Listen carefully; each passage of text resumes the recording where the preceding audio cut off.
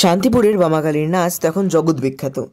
কিন্তু এই মাকে কেন শান্তিপুরেই পুজো করা হয় আর প্রতিমা বিসর্জনের আগে কেন মাকে নাচানো হয় সেটা কি আপনারা জানেন? আচ্ছা, আমি বলছি।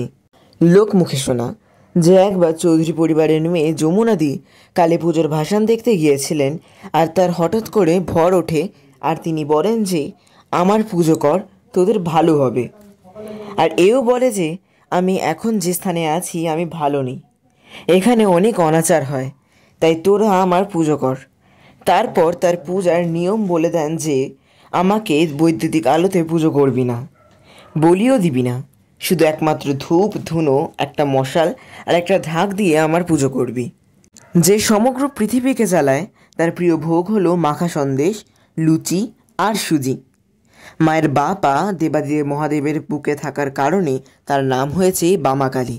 আমাদের শান্তিপুরের বড়বাজারের সিদ্ধেশ্বরী মা ও মতিগঞ্জের ঘাটচাঁদের মা হচ্ছে আমাদের সকলের প্রিয় বামাকালীশ্বরী। তাদের সাথে দেখা হওয়ার পর মা আনন্দের নৃত্য করেন।